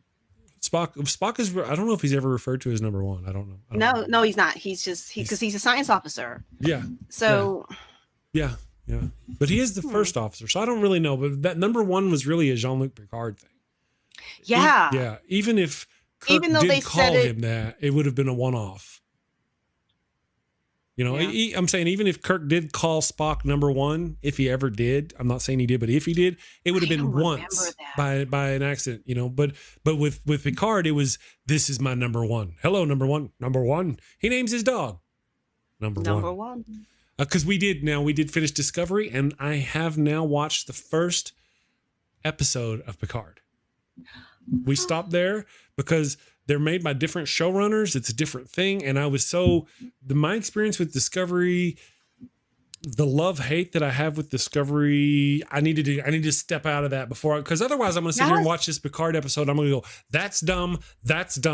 And I just didn't want to be that way going into it. You really have to watch something in between. Okay. You know, a different series, a movie. You sort of have to cleanse your palate. Like I didn't go straight from Next Generation to DS9. You know, I kind of took, I took a couple of days. I took a week off just to reset my brain, and then I definitely waited a little bit before I went into Voyager. Good advice. And I appreciate the show so much more now. Yeah. Because, I was dreading it. Oh, yeah. I was afraid of that. But I really like it. Season 1 was short. They didn't have the full 20-something episodes. Right. And they don't, a lot of their episodes, they just sort of, they don't have the big dramatic endings. They just sort of peter out and there's like jazz music playing. Like what? Like they, it's a very soft exits. Like, oh, is it over? Are we done? Oh, okay. But a lot of that is just kind of the way Star Trek from that era and from original was. I mean, it was just the episode. You'd watch an episode. Some episodes were, we've got to save the ship. Other episodes were, oh no, the Tribbles are going to eat all the quadritrigicalia. You know what I mean? Some of them were big. That was one of the things I talked about Discovery. With Discovery, it's not, oh, let's go do this. It's this one thing. It's always, the entire universe depends on us. And we're all going to die. And that was the difference. Yeah. When you pointed that out, I was like, it's all big and dramatic and all universal. Whereas as opposed to, problem solving one thing at a time. The Star Trek every episode we love. With some recurring themes. Right. But I got to say the character now, some of the things, you know how it is with writers, right? They do what they do. The performance, normally when we watch a series, we have these actors that we pick out that we really like hating. I don't mean the actor. It's almost always the character, not the actor, right? Because we don't bash actors. But there are different occasions. But in this series, with the Enterprise, I tell you, I would love to have some people from Enterprise on the show. It'd be wonderful if I could get the actor who played Malcolm Reed on the show. But you know what the thing he's going to do? He's going to look at me with his English accent and he's going to go, all right, douchebag, tell me about all the times you told me you didn't like my character or how you thought I was I was about to say, if he watches any back episodes, he's never going to be on this show. He's not going to like, well, he might, but it's just going to be to make me look really, really bad. You know what I'm saying? Yeah, so he might come on just to talk trash to you. Yeah. Yes. But you guys know who I'm talking about. Well, you might not Mike, because you're new to this, but Miss Leighann knows. But when it comes to Discovery, I can't think of a single actor / character that I don't like. So, well, I don't dislike the doctor guy. I actually like his there's nothing wrong with the actor or the character or anything like that. The writers pissed me off how they made him come back to life by going into Micheal. That's a bunch of crap. That's that not got his on my fault. nerves. But that was their way of bringing saving that doctor guy. Like they couldn't save Jadzia, bitches, right? They saved this doctor guy, right? Oh, see, I knew it. Preach. Oh, I'm getting all sweaty just talking about Jadzia. Dude. How did that? Totally pissed that she didn't make it into the end of season. End of series wrap up. I'm like, y'all couldn't find one scene to put my Jadzia in. That's I'm right. sorry. The scene with her walking down the aisle in that red dress, trying not to step over on the dress with her feet, and her smiling so beautiful. They should have put that in there, if nothing else. But those bastages. I'm sorry, Mike. My upsetment interrupted what you were gonna say. Oh no. I just would like to know, since you guys are very versed in this, it's like a whole language. Are you still here? Sorry. Yeah, right. How does it stack up for you? You know, like, because I mean, I don't know, Chris. I don't know what you are. I don't know if you're a next generation guy or what you would stand by. I guess if you were to put a gun to your head, so to speak. But how does the new compare to the old? So You're asking me. Are you asking me? Both of you. I'm sorry. We'll let her go first. I was like, I'm starting with whoever wants to attack me first. So, I mean, I guess if I put it in order of what I love, I used to always say Next Generation. Mm-hmm. And then I rewatched DS9. And I'm like, damn, this is a good show. Damn good show, this isn't it? Is really good. Oh, my goodness. So, I would still go Next Generation DS9, but really close, just really close. Wow. You know, I would do a bar fight over it. There you go. And then Discovery, fight me. Oh yeah. Like you wanna talk smack about Discovery? I'm gonna take off my earrings, pull my hair back, put on some Vaseline, and I'm gonna fight you. Yeah. I love the show, flaws and all. I've gotten to actually where I say I was talking to the wife about I love hating it. I love the way it makes me. We sit here now, again, I've gone off about the graphics are just stunning. The graphics are beautiful. I love, you know what? People always get pissed off about how they change the Klingons every time. I didn't care about that. I expected them to change the Klingons, but then they're kind of working it back as they should to where they're working that perfectly. The actor who plays Ash Tyler, I love that guy. Oh. He's got a Mid-Eastern name or something. His real name is some kind of Mid-Eastern. Pardon me for not, guy, if you're watching, sorry. But that guy, every time he speaks Klingon, I'm like, dude, that is the best Klingon I think I've ever heard. He is there with it. I just love it. That's my little opinion about him. He is. I love everything about him, despite the complaints of like how he's both Klingon and human and it's craziness. I dig but that. Yeah, actually. when he's Volk. Yeah, Volk is awesome. I was like, what is it? What is it? So you want to murder me? Okay. Just say my name. And then again. to see how it affects her. Right. Oh, to hear him speak Klingon. Yeah. That and relationship how it affects is so well L'Rell. played. And how it affects L'Rell, because he's got her heartstrings. There's this. All three of their hearts are wrapped up in this because she loves Vogue, and so whenever he speaks from Vogue, L'Rell gets her. Oh, is that wonderful? But I just loved because I guess I'm a romantic, and she fought the love. Something else. She fought the love the whole time. She did. And then finally, and I'm like, Tyler. Yes, I gotta. For those who don't know, who've watched Sci-Fi, and I may blow your mind again, Miss Leighann. It may happen right here. Well, right every now. week now. So, those of you who don't know, if you've watched the show, the actor who plays Ash Tyler actually plays Vogue. Okay, so that's the same guy who plays the Klingon Vogue. He gets in makeup and all right. So now, did you know the little robot? Yeah, you didn't know that? No. Yeah, it's the same actor who plays. Yes, it is the same actor who plays Vogue. I ain't shitting you. I wouldn't lie to you here in front of Mike. Okay, all right. I got another one. Okay, I'm gonna need more coffee. This is crazy. Okay, go on. All right, I got another one for you. Peep this, my homies. Here we go. The lady who plays the little robot girl. Okay, she died. She got blown out in airlock. She was replaced by a human character or human actress. That actress is the same actress who was playing the little robot girl. Good. Same Keep actress. that job, baby. That's Keep right. that job. And now she's not all in this paycheck. Can you imagine they had her in that? You remember iRobot? Have you seen Will Smith's iRobot?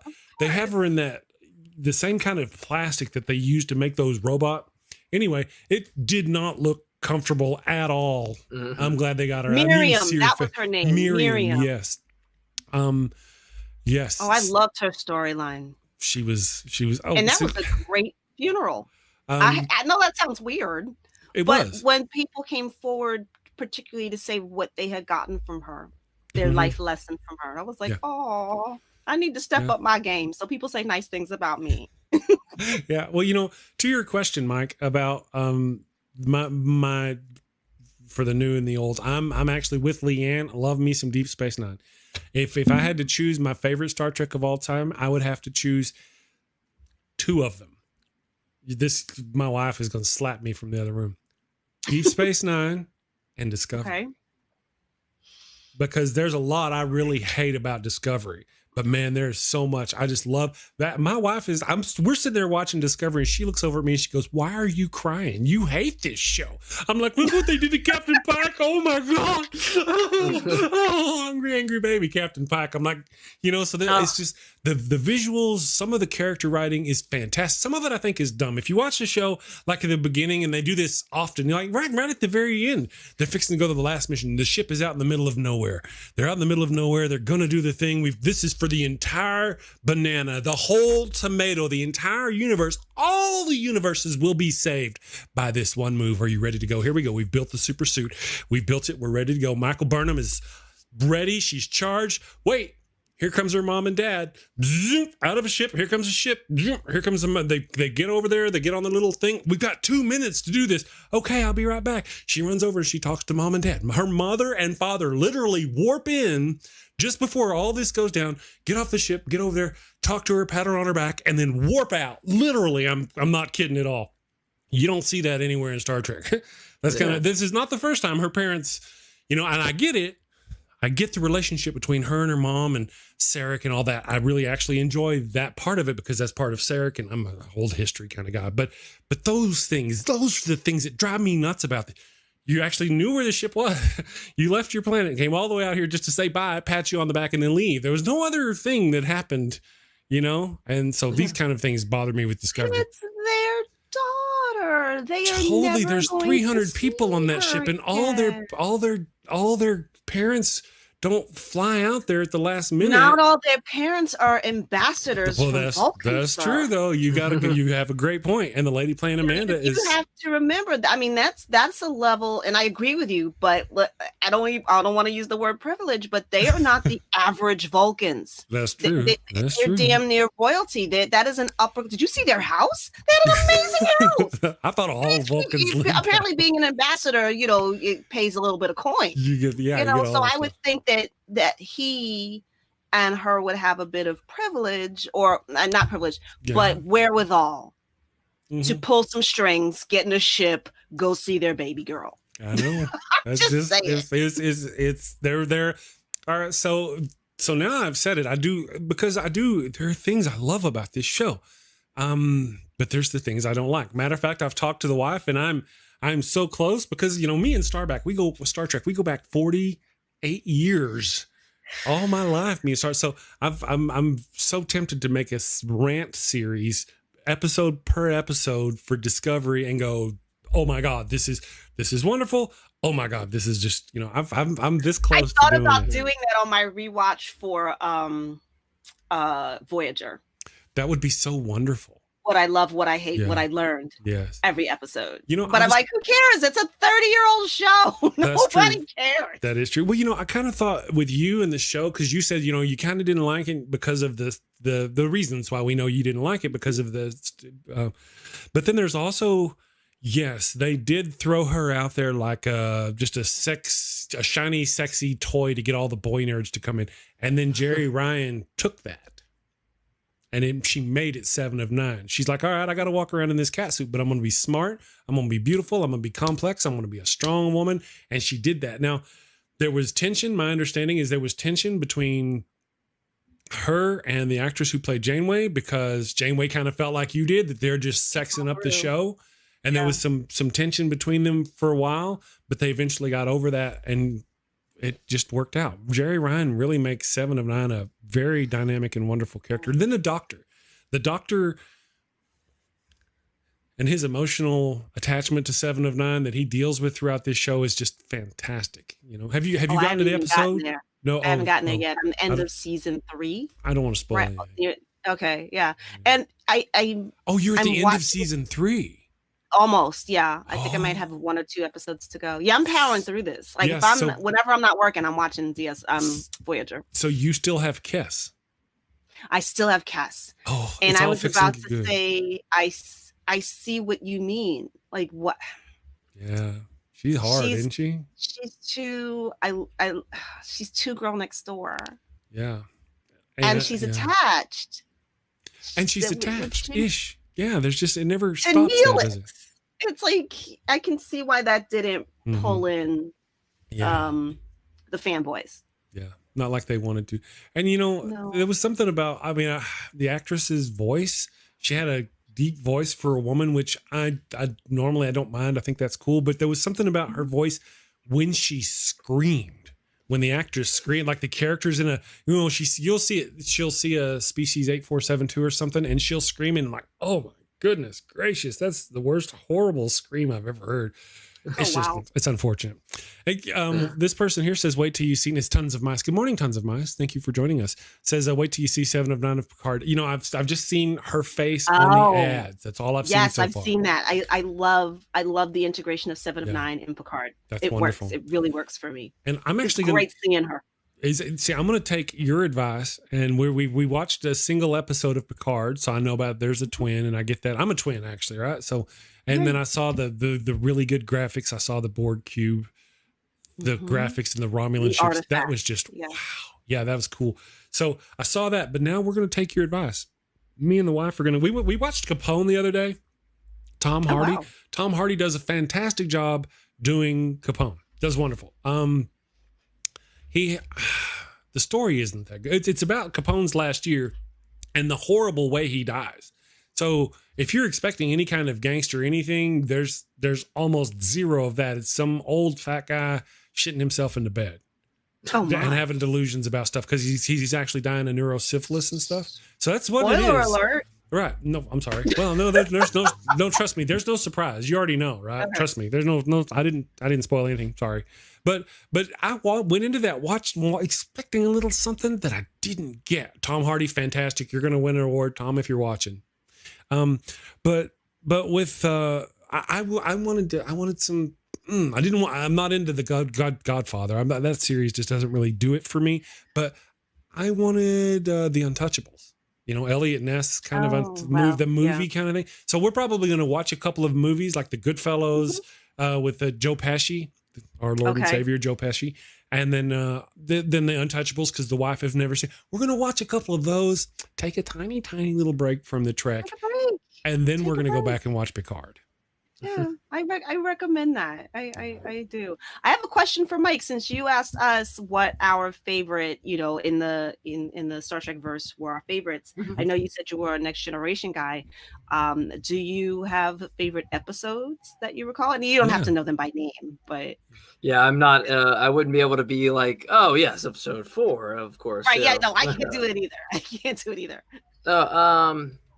I liked, I guess I would just say the first one that I watched and that kind of stuck with me was Plato's Stepchildren. So I kind of liked that one just from like a nostalgic standpoint because my exposure to it was my friend's family who was an atheist family, and I didn't really, it was like a weird concept for me. Like, whoa, these, whole atheist family or whatever. So I would hang over there and they'd all watch Star Trek at night. And so I just always remember that being the first one. And so there's this like, kind of like, I don't know, probably unrelated nostalgia to it. So I would say probably that one, just kind of for memory's sake, if that makes sense. And refresh me, what was Plato's Stepchildren? What was that about? That's the first Kiss one with Nichols and Shatner, I believe. Okay. Oh, original series. I'm sorry. I thought you said not Next Generation. I'm sorry. No. I said Next Generation because that's what you you said you're more of a Next Generation person. That's what I'm starting on now since I'm getting back into it. And so I'm like probably 4 episodes into it. So not very I'm like a baby. So you're in the first 2 years of horrible. Yeah. I have to the first I don't know. I actually really enjoy it. That's why when Austin was like, you want to come on, or they want you to come on and talk about like potentially Star Trek, I was like, well, it's funny you say that because I'm getting into it now. So I was like, this will be cool because I can be the noob that comes in and listens to like the vets speak about it, Oh God. Well, that's a good starting point. The Next Generation. If you're gonna, if you can't go watch the original series, the Next Generation is the best starting point. Next Gen, then DS9. Now, as Miss Leighann, Captain Leighann mentioned, the first couple of seasons are a tiny bit on the rough spot. They're working on their technology, and they're also finding their footing. You can watch, there's one episode where Wesley Crusher almost gets killed because he broke this little thing, and the people are running around almost naked, and they want to kill him for breaking this little rule, but this god comes out, and if you watch, part of that god creature is actually a razor. It's like a shaving razor attached to a little piece of plastic that they filmed in a, you know what I mean? This is the kind of things that they were dealing with at the time. So, but after that, they find their feet and they make a really good episodic show that is really wonderful. They have a couple of one-offs. If they have a 2-parter in Star Trek, The Next Generation, it's a badass episode. Something is going down. Something is in Enterprise. Enterprise has 3 and 4 episode arcs all the time. It's just nothing, it's like swinging a dead cat. They're always doing it. But in The Next Generation, there are 4 lights, right? That's a 2-parter. If there's, those are just, wonderful. My wife got me with that the other day. I was like, something about a light. And she's like, there's 4 lights. I'm like, there's not 4 lights. There's only 1 light over there. Hilarious. I tell you, when I met her, she knew, what's that with the wands? Harry Potter. Harry Potter. No, Harry Potter. No, you're right. Harry Potter. She knew Harry Potter and liked Harry Potter. She'd watched a little of The Next Generation back in the day, but she really wasn't that big into sci-fi. Now, I've had her watch, we've watched The Next Generation, Deep Space Nine, Voyager. We've watched Farscape, Firefly, Battlestar Galactica, the 2000s. We've watched all these things, and now she is such a sci-fi nerd. She hits me with things. I'm like, oh my God, I love you. She's a keeper. She is. She's just fantastic. That makes a difference for me when I'm talking to guys and I'm like, you don't like sci-fi? Like, we don't have to have the same sci-fi, but dude, because to me that activates a part of the brain. Like, that's right. I need to know you have imagination. I love like really any space, anything. I've always been huge into that. So it's weird for me that I didn't actually get into the series growing up as much. But like I would go. I put it this way: I'm such a nerd that I had gotten the VR set just so I could play space simulator games and fly around and things like that and those kind of things. So different kind of So it's like. So it's like now it's like I wonder once I'm done with the series or just even with one say The Next Generation, if I'm gonna be wanting to go back to those space simulators with just like a whole different imagination and mindset, pretending like I am controlling the ship in that way or whatever. So it's like it's one of those things where it's like for me it's like it's weird that I didn't get into even like my buddy's a huge Star Wars fan and I got into it, but way later. It's just like for me, it's always like, why didn't I? It's like I don't know why I didn't, get into these things when I was younger. They're great. Well, I'm kind of not really into Star Wars, for example, but I'll go watch it because it's good. It can be good sci-fi. It got a little burned on me. I don't want to go into the whole. Oh my goodness! The last episode. I want to do this. Can I do this? People love a good grant, and we give them what they want. Anyway, I went to watch the most recent Star Wars movie, and my internet was kind of acting up that day, and I watched like the first 5 or 6 minutes of it. And it's Kylo Ren on this planet, lightning is dark and scary, and you hear this voice.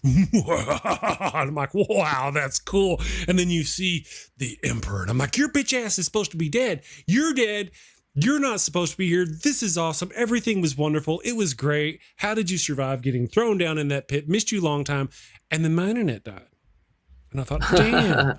And so the next day or two I waited, and then I get to watch the movie. That's where the coolness ends. After that, they're like on these little bicycles with stormtroopers getting flung around in the air, and their motorcycles with all this. It just got campy, stupid like that. It was just, oh my goodness. And that was the rest of the movie.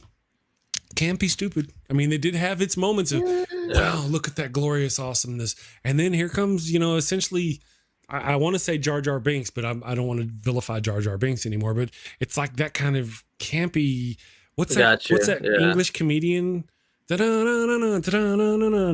run Benny around. Hill? Benny Hill. It's like the Benny Hill of sci-fi. All of a sudden, it just kind of got. If you haven't seen it, sorry for ruining it for you. I was really hopeful. I dated a girl that I got burnt out on. I feel you because I got burnt out. I dated a girl and she wanted to see Rogue One, and she insisted we watch every Star Wars episode before going to see that movie. So by the time I was in that movie theater, I didn't want to watch a picture, look at anything move on a screen. I was just over it. Like, it didn't matter what it was. So it was probably the worst way to get into the new Star Wars for me. I was pretty burnt out after that. That's like binging, and people did this. All of the Marvel movies before Infinity War came out. Yeah, I did. I was one of those. That's what is that? An 18 movie commitment? Yeah. Well, we didn't watch them all in a row, but we did watch them. We have done that. Go Iron Man and this and this and this to get up to the one. My favorite is Thor, the third Thor, the dark or no. Is that Thor. Ragnarok? Ragnarok. That's one I think. Yeah, I think that's Ragnarok. Yeah. Ragnarok is hilarious. I love that one. That's my favorite of the. I think it's so funny, and I'm rooting for the wrong person on that. I was rooting for Hela. My wife loves Hela. She wants to go as Hela. For Halloween, cosplay. She's so funny. She's like, okay, apparently you weren't listening. I'm going to kill you now. And you hear her backstory, and it's like her dad did her dirty. Everybody dies. Everybody dies. I thought she was justified. Yeah. Well, that's the whole deal. If we make, because I don't. My wife kicking into the door like the Kool-Aid man because I'm talking bad about Hela. But the reason why her dad did her dirty was because she was on a murder, death, kill rampage, and she just wouldn't stop. She wasn't enough to get what they got. She just wanted to continue murder. Listen, that was his side. Let me tell you something. So. That he knew who his daughter was. Okay. That's true. And he did not get her any help. He exploited that in her character until he built up his kingdom, and then he's like, you know what, it's a little much now. I'm gonna banish you. But he used her. She's right. Every word she says is true. This lady's right. I'm sorry. No, you're right. Go on. No, you're right. He did. That is a horrible family dynamic. Yeah. It's horrible. He's a horrible father. The example being set. He is not a girl dad. Yeah, that's a good point. But that particular movie was one of my favorites, but in part because of her, Yes. But the humor throughout whenever he says, so all I got to do is knock that big tiara off your head. I really enjoy the humor from the beginning. He's swinging on the chain and he's like, I'll be right back. Right back. Hey, hang on. That'd have been better if my chair hadn't hit the thing over here. I'd have just kept going. Anyway, hilarious. That was a good part. I love it. That's a funny one worth watching. Again. People have suggested I do a Marvel Monday, but I really don't. I kind of. I'd rather, if I was going to talk about Marvel, I'd just do a Sci-Fi Saturday and we'll talk about Marvel because it's sci-fi. Sci-fi. And there's plenty of it there. I just being a Star Trekky kind of guy. Again, back to the things we were talking about before with the Star Trek. Have you and I, Miss Leighann, did you and I already talk about the episode where they had the guy where they were half black on one side, half white on the other side? We did not. We did not. Okay. So, and what's the name of that episode? I went to look it up and then forgot. Okay.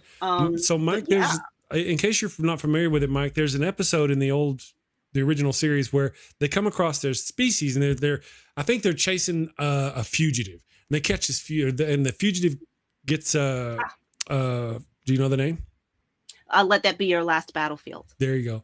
The fugitive looks for asylum on the Enterprise, and when they finally get these people on the ship, the fugitive is black, literally black as night on the left side of his face, and white as this page on the right side of his face. And we discover the reason why he's a fugitive is because the people chasing him, they're white on the left side and black on the right side. And that's his only offense is his color, the color of his skin. And it's not even that his color is different than theirs. in the color. It's just on different sides. Yeah. And so these are the kind of issues that Star Trek was taking on back in the 60s. That was not a subtle episode Not at all. And when I looked it up, I didn't realize it. I knew it when I saw it, but I didn't remember. That was Frank Gorshin. It's a powerful concept, like within itself. Yeah. Yes. Frank Gorshin was who? The Riddler. Oh, that's what I was fixing to say. Okay.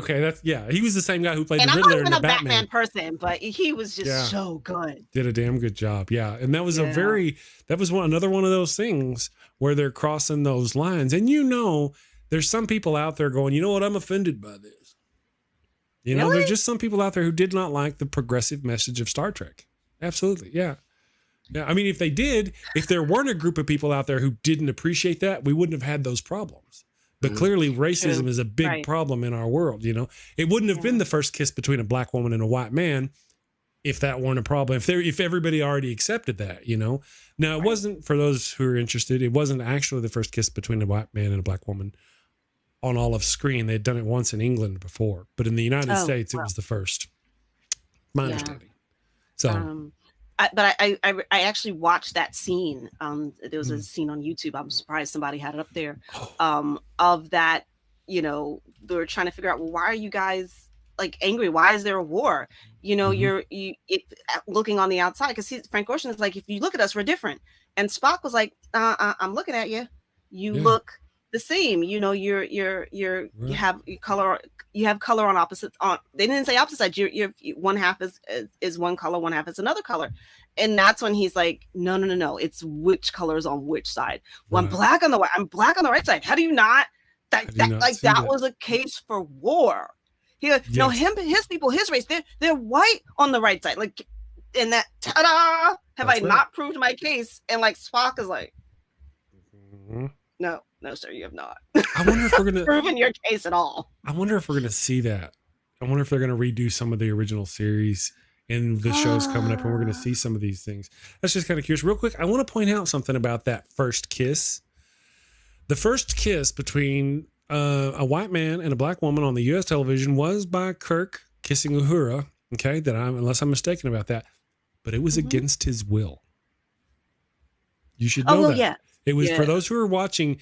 It was they were being controlled like puppets by these people who could move you with their mind. Kirk did not want to kiss her. She did not want to kiss him, and that's probably very true as far as the actress is concerned. But they were being controlled by these aliens who made them kiss. So even though it was progressive to a degree, it wasn't. You see what I mean? They kind of slipped that in there. It was against their will. Against their will. Yeah. And I forgot when you said that originally it was supposed to be Spock. Yeah. I wonder if that's why in the reboot of the movies, Uhura and Spock are a couple. That would be a great reason. In the alternate timeline with Chris Pine and the Kelvin timeline. Yeah. That's right. I hadn't thought about that. That's a good, because for those who missed it earlier, originally it was supposed to be Spock, but William Shatner decided he wanted to take that. Yeah. It's interesting, like the people that are driven to Star Trek, especially the people I knew growing up, were huge fans of it, were the people who are humanists that love science, because the show is about embracing science and even in the progression sense that we're talking about. It's like, it's funny how it tracks those people, but then, like you said, Chris, there's some people that might think that that's too progressive, or they think science is boring and things. And it's almost indicative of like, that show is only going to attract a certain type of people. And generally, I don't want to straw man anybody, but generally it attracts the more intelligent and more caring type of individual, I would say. That's what we want to believe. See, and but you don't, and I do believe that to a degree, but like we discussed earlier, whenever Star Trek Deep Space Nine came out, there was a little bit of a hubbub that they had chosen a black captain. A hubbub among who? Star Trek fans. So Star Trek fans, there was a certain percentage of Star Trek fans who were upset that it was a black captain. Again, with Michael Burnham, there were a certain percentage of Star Trek fans who were upset that the lead was a female, that there was going to be a woman, and probably on top of it being a black woman. But you know what I mean? There's a small subset of those people that out small there. Subset, meet me outside. Right. You know what? I tell you what, I've got a twin brother who was raised up just as Star Trekky I was until about the 12 or about 15 or 16. He didn't kind of keep up with the Star Trek as I did, not as much. Remember that little joke he made earlier? Mm-hmm. Sure. So he likes some Star Trek. Star Trek and yet fans are not. They're not perfect. I would say it's not we're not across all the liberal, board, lefty, open-minded craziness. No. Right. There is a small subset that likes science fiction and they love their oppression. Like yes, sure. and I will even say I'm not a science person. I'm science adjacent. I know scientists. One or two prominent ones. But I like the relationship. I like the culture. I like the problem solving. I like the reach for humanity trying to be at its best. It's not. And I've said this before, it seems like most of science fiction and fantasy is very dystopian. Right. It's very, woe is us. We're chasing each other and murdering people in the streets. Right. Whereas Star Trek, it's like, no, we've eliminated hunger, disease. We're about, personal development. I'm like, oh, I want that universe. That's right. Like, put me there. I've Without the banana clip from Next Generation. Please. I have the analogy I've seen used is that, Star Trek is the ideal of what a progressive future looks like. The liberal progressive, I'm not using parties, just liberal progressive mindset of what it'd like to be in the future, where everybody's equal. We all have blah, blah, blah, blah. A dystopian future, Mad Max, is essentially what you get with your libertarian outcome, your far right-wing nutbag outcome, right? If that's their ideal future, these are the analogies. Fending for themselves, just everybody taking care of your own, But with next generation, especially next generation, Captain Picard was such a phenomenal. The way they approached the borders, no more hunger in humanity. There's no more war. There's no more this. There's no more that. There's no more lines. There's no more this. Those are the things we want, right? We want everybody to be equal. I want the black man to have the same rights as me as the white man, to have the same rights as the woman, to have the same rights as the black woman, I want everybody to be equal or treated equally and have the same equal opportunities. And that's what Star Trek brings to us, especially when it comes to race. Mostly they have episodes that fail, but the principles of it. Well, that's true. But they also are learning as they go too, just like everything we say, it depends on the space. We've talked about their progression when it comes to their comments on color and national borders, check off, right? But we also kind of have to reflect on how they treated women. Oh, you couldn't have a woman captain. A woman on the bridge was weird. But then you move forward, those notions change in the 90s whenever they're doing Deep Space Nine and Star Trek, the original series, or Next Generation. Do you remember that episode? I don't have the name of it on the tip of my tongue, but it was the episode where they dealt with the race that didn't have gender. Which series? There was a couple of them. I'm sorry, Next Generation, where they're dealing with Riker falls in love with one of the. To do that. Of course, yeah, he's our Next Generation Kirk. Yeah. Kirk. Man whore. But yeah, they made it and they're basically androgynous. Yeah. And what one of them feels, as article I was reading, a little girly, and she falls for Riker. Riker falls for her, and it's a crime in their culture. And it's the first time they kind of deal with the issue of gender and not in a binary way, that there's more than just binary. And she's put on trial, she's convicted, she's re-educated, and it's just like, it's horrifying. That's right. I think there's something there's something that happens, something similar happens in Enterprise where Trip. Oh yeah. Yeah. He gets with this, there's a 3-gender group. They have male and female, and then there's this sort of neutral gender. Now, in his case, he talks that neutral gender person whose only role really in their society is to procreate. They were a person, but they were just like used to have children. Otherwise, they just sat in their room. And he convinced that person to step out of that and be a person, and you're intelligent and all this. And then because of the societal ramifications, that person at the end of the story ended up killing themselves in Enterprise. Yeah, it was like a prime directive transgression on a personal level. Cogenitor was an amazing episode. I think is that the one on the name of the which one is that? Next Generation or Enterprise? John Hammond. I don't know. I'm trying to remember. One of our awesome people in the chat has pointed out it was cogenitor, but I don't know if it was. Oh, okay. Which series he's talking about? Which series? Yeah. I don't remember anything like that at all in the original Enterprise. It was Enterprise. Thank you. I don't remember anything like that at all. I think it was called The Outcast. The episode I'm talking about. Okay, on Next Gen. Gotcha.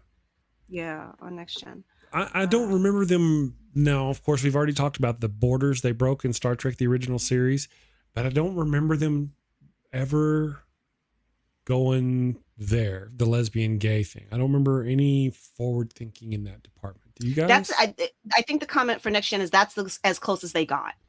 Right. But I mean, in the original series, did they original series? Yeah, I'm thinking the original series because they were really progressive in the original series too. I don't think they touched that at all. I don't think they did it at all. Did they? Anybody out there can think of an original series episode where they dealt with either trans or gay, lesbian issues of any kind? I don't remember. It might have been too early. Yeah, that was. Of course, it was the '60s though. The '60s was all about free love, just not with people of the other sex, perhaps. So yeah, I don't know if we got to that yet. I don't know. I mean, I maybe gay people charged for the love, so it wasn't free for them. I don't know, but yeah. So in Star Trek, the original series, no. But in the Next Generation, they did not Next Generation proper. They did a kind of but in Deep Space Nine, they did address lesbianism with Jadzia and her ex. That was such a good episode. That's one of the things I appreciated about them was that it was never about the sexual or their sexual organs at all. It was never about whether she was a man or a woman in a past life or none of that. It was all about, you know what? She's an ex-love of mine. Period. Yeah. It wasn't that it was good. It wasn't forbidden now because she's a female. It was forbidden now because she was my ex. If it had been a man and it had still been carrying the symbiote, it still would have been wrong. And that's what I liked about that episode is that I kind of didn't like the way it ended, the way the woman kind of got all weird and gave in at the end. It's like they had to. Yeah. But then if she hadn't, if she had continued on, we would have probably never gotten the Worf Jadzia thing. And I loved the Worf Jadzia thing. And that's a good thing where it's almost a color boundary. I mean, obviously it is a color boundary between the actors. But with Klingons, it's kind of hard to say, Sure. So, I don't know. I thought with her, the problem with, actually, I didn't want her to go with Worf because I wanted her for myself. Well, that was the whole tension. Apparently, everybody wanted Jadzia. Everybody. The Doctor, Quark. I know Quark was that guy, man. You have to give him some props for his determination, for sure. Yeah. And if I'm remembering correctly, he was the wormy little principal and from Buffy the Vampire Slayer. That's very possible. Armin I think he was a demon. I think he is. I think. Too progressive for Roddenberry at the time. Yeah, I think that's right. Yeah. There were lines, but not those that they would cross. Well, you know what, guys? It's been almost 2 hours. I'm going to let y'all go. Thank you very much for joining us and talking about these things. I'm glad to see you again, Miss Leighann. Fun. Always a pleasure, Chris. And Mike, nice to meet you. Yeah, I wanted to say, Chris, thank you so much. And Leighann, I love your spirit, your energy. You seem like such an awesome person. Like if I had a bad day and I hung out, I feel like you'd bring me back up. Like I feel I could feel your energy. So I just wanted to point that out. It's all fake. It's all fake. Yeah. Well, the beauty of it is I don't think he knows who you are. I don't know who I am. I'm just transitioning my life. Or at least who I think you are. This is my first time meeting. And she's a stand-up comedian. She's been a real, honest to God, stand-up comedian. Been doing stand-up comedy since the 90s. I have a show tonight. She has a show tonight. So she is actually a real professional. So she's the real deal. That's insane. I know. I'm gonna have to go look into that. My reference in a lot of pop culture, even in the highest level, is pretty minute, I will say. So I apologize. It's probably my fault. No, honey, no worries. In the Game of Thrones parlance, a girl is no one. I'm a nerd that reads like David Hume's work and like watches a lot of Graham Oppie videos and things like that. So I nerd out on a lot of things as well. But I'm gonna nerd out on your material if you have it. So. Also, go to her YouTube channel. Listen, I've got links to her YouTube channel and your YouTube channel down below. Go follow her on YouTube. Find her on Facebook. Follow her on Facebook. She does all kinds of stuff on Facebook on the and regular. I list my shows. My show tonight. I have a show tonight and a show tomorrow. It's my website is veryfunnylady.com. That's where I list all my shows. And yeah, there's Zoom in so I'm going to be in a square doing comedy, which is still really odd.